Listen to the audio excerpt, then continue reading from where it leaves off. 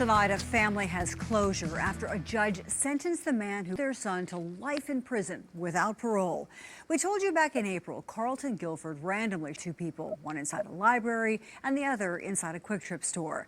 We were in court when the family learned the sentence today, and 2 News Oklahoma's Brody Myers brings us their story. Brody? Dee Dee Clapp, London Hathcock's mother, spoke on behalf of her son and James McDaniel, who she says has no family around. Clapp and her family are happy to have closure tonight. They say they're leaning on their faith and looking to the positives as much as possible. I think there was a very, very bright light, and that very bright light was turned out by doing nothing except for being a white man sitting in a library at the wrong place at the wrong time. Prosecutors say the shootings were racially motivated. After Gilford Hathcock, he found the next white man at the QT on Pine in Peoria, killed James McDaniel. Police believe Gilford himself sometime on the way to Quick Trip, but survived. He'll be spending the rest of his life in prison without the possibility of parole. The Clapps are forever changed, and so are the people who she's thinking of them tonight. The witnesses that will have to live with the reality of what he did for the rest of their lives, and watching it and seeing it. Tulsa County District Attorney Steve Kunzweiler kept his eyes on Gilford during the sentencing. Just hoping that just one moment I might get some sense of the gravity of what he has done and He did not get his wish. your definition of a cold-hearted. With her son gone, Clapp is thankful he was able to donate organs and tissues to enrich the lives of other people. It helped a 71-year-old man be able to breathe again and move on. Helped a 35-year-old man have a heart that will go on beating. Clapp estimates her son's organs and tissue reached more than 75 people. As for Kunzweiler, he told us his office wanted to seek the penalty, but a plea deal provided a speedier outcome, bringing closure to the family, which is what they wanted all along. I'm Brody Myers, 2 News, Oklahoma. All right. Peace and blessings, ladies and gentlemen. I'm Richard Taylor. All praises to the Most High. And this story is about 61-year-old Carlton Gilford. Carlton Gilford was charged initially with 2 counts of first-degree M-words for the acts that you just saw. He was reportedly to walk into the library and shot a 35-year-old London Hathcock in the back of the head. Walked out of the library, and according to the clip that you just saw, shot himself. And then he went to a Quick Trip, which is a gas station. And then apparently shot 55-year-old James McDaniel. And when he shot him, he then shot him again. And reportedly, he just stood there and waited for the cops to come. And when the cops came, he held no qualms about it, telling them, yeah, I did it. And so they initially charged him with just first-degree M-word, right? Then they came back and charged him with a hate crime. Now, let me say this. This happened in Tulsa, Oklahoma, in the Greenwood district. Now, we all know what happened in the Greenwood district, and actually, this happened about a month before they were commemorating or celebrating. I don't know how you celebrate something like that, but they were memorializing the 102nd anniversary of the all-black Greenwood district that was bombed, destroyed, burned, and many black people lost their lives. Back in the late 1800s, early 1900s, I can't remember. I think it was the early 1900s. Yeah, 1919 or something like that. And so this happened in April, like April the 23rd, 2023. By November of that same year, 6 months later, this man was convicted and sentenced to life. Now, first of all, let me say by no means I condone anything that this man did. The Bible is clear. Thou shalt not M-word, right?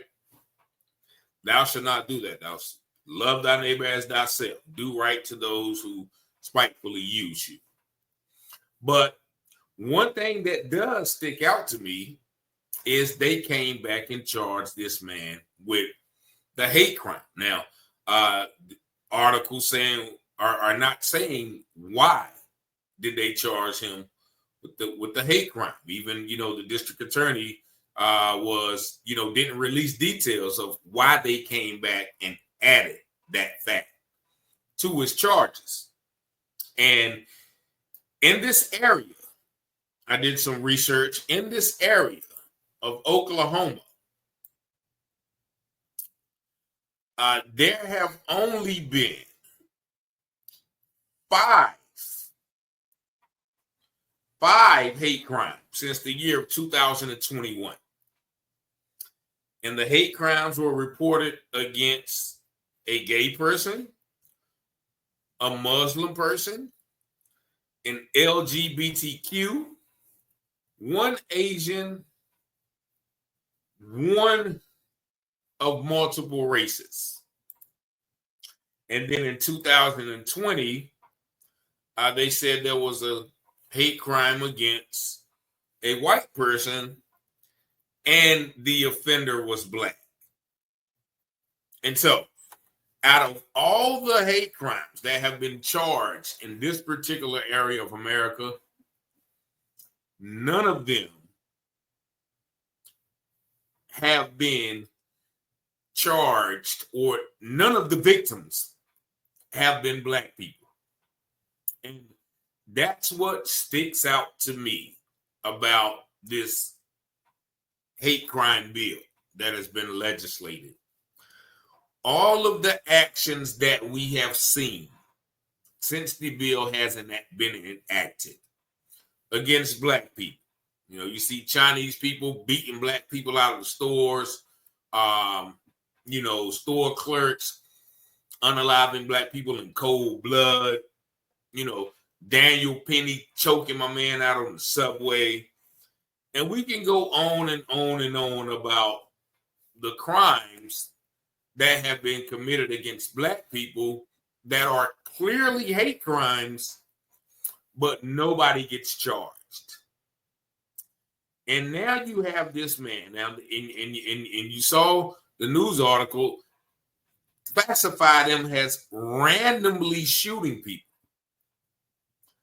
No, he didn't scream out. The witnesses never said he screamed out, I hate white people or black power or power to. None of that is documented in any of the accounts of the incident. But yet and still, they are quick to throw the hate crime on this man. Now, also, just take a look at this man. Let's look at this man. This is 61-year-old Carlton Gilford. Just look at him. Now, I do work in the mental health field, and I've been on the streets and been around people long enough to see when something is clearly not right with that man. There's definitely, I wouldn't consider it a hate issue. I would consider it a mental health issue, maybe a substance abuse issue, something. But that man, just looking at him, he's looking off to the side, not even looking at the camera. Something is definitely wrong with him, mentally.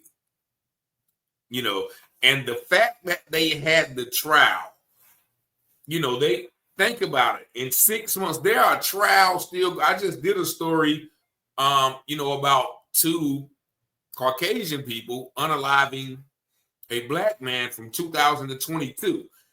They have still yet to be brought the trial under their hate crime. Now, they were charged with a hate crime. But this happened in 6 months, like swift, immediate, and harsh retribution for this H crime. And so my thing is that just listening to the prosecutor, you know, the white man, you know, it was said that, you know, during the trial, the man was just sitting there twiddling his thumbs and never looked up. And the prosecutor was talking about in one article, while I was hoping to get some sort of, you know, look of contrition or look of remorse from him, but I got nothing. So, you know, he's a cold-blooded M-word, as you heard him say. Obvious to me, something is wrong with this guy. And it seems like they rushed the trial, you know, to get him hurry up and convicted. But the fact that, you know, and the family in one article was talking about we have to get past race, and, you know, these people are, you know, expired just because, you know, they were white and in the wrong place and at the wrong time. And once again, my heart goes out to anybody who loses a loved one in that manner. But what about when the tables are turned? Where is the swift, immediate, and exact retribution? Where is the labeling of the hate crime bill when the roles are reversed? I don't really see that in a lot of the incidents that, you know, we have covered. And so for the Tulsa, Oklahoma district attorney, you saw him, Mr. Hasenwilder or Rockwilder, whatever his name is, he never specified what made him put the hate crime charges on, you know, Mr. Gilford, who, once again, in my humble lay opinion, from my assertion that, you know, he's something, you know, is off with him. And so, nevertheless, he did get life. You know, the family is satisfied. And, you know, I guess the courts are satisfied. But, you know, this is something that caught my attention because, you know, they did not hesitate to give this man, you know, a H crime. But how many other instances where Black people have been harmed and they are quick to say, well, race had nothing to do with it? Just like the story you're going to see about the teenage boy who attempted to drown his classmate. They say race had nothing to do with it. So this is interesting to me. I'm always on the lookout for that hate crime bill and who it is used against and used in protection of. And, you know, I think if you look deeply, it's not as clear cut, you know, as used fairly in all circumstances as it should be. But y'all let me know, you know, what y'all think in the comments. Once again, it's a sad, unfortunate situation. I think the guy looks like he has some mental health issues, not really a hate issue.